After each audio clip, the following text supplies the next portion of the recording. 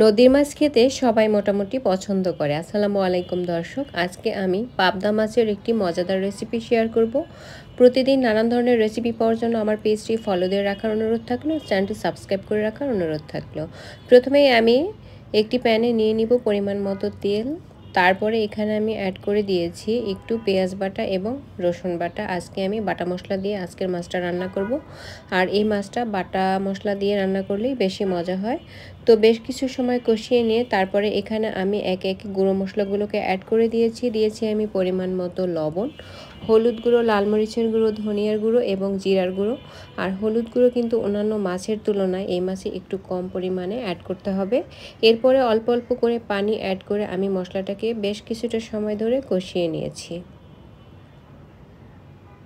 আমি কিছু সময়ের জন্য ঢেকে দিয়েছিলাম মশলাটা কষানোর ফাঁকে।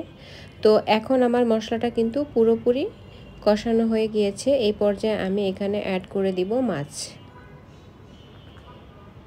আমি যে কয় পিস মাছ আজকে রান্না করব আগেই ভালো করে কেটে তারপরে ধুয়ে নিয়েছিলাম। এখন আমি মাছগুলোকে এর মধ্যে দিয়ে দিব।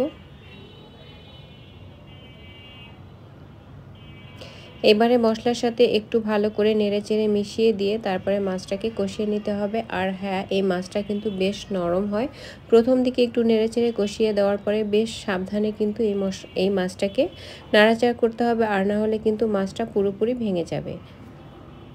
কিছুক্ষণ কষিয়ে নিয়ে আমি কিছু কাঁচামরিচ ফালি এখানে অ্যাড করে দিয়েছি। আর কাঁচামরিচের পরিমাণ যে যেমন ঝাল খেতে ভালোবাসেন ওই অনুযায়ী দিতে হবে।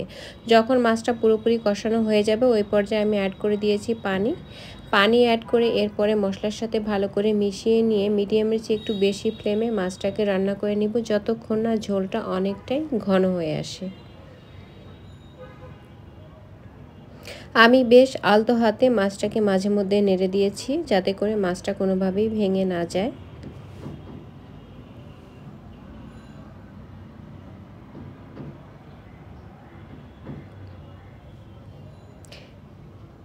তো মাছটা কিন্তু এখন পুরোপুরি মোটামুটি হয়ে গিয়েছে। আর কিছুক্ষণ পরে আমি এটাকে নামিয়ে পরিবেশন করে নিব। তার আগে আমি এখানে অ্যাড করে দিব ধনিয়া পাতা কুচি।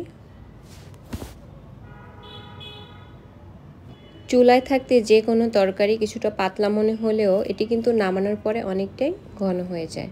ধনিয়া পাতা কুচি অ্যাড করে দিলাম। এখন ধনিয়া পাতা কুচি অ্যাড করার পরে খুব বেশিক্ষণ কিন্তু আর জাল করে নেওয়ার কোনো প্রয়োজন হয় না।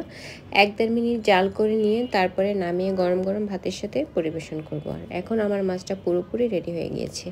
আমার এই রেসিপি ভালো লাগলে আমার পেজটি ফলো দিয়ে রাখবেন, চ্যানেলটি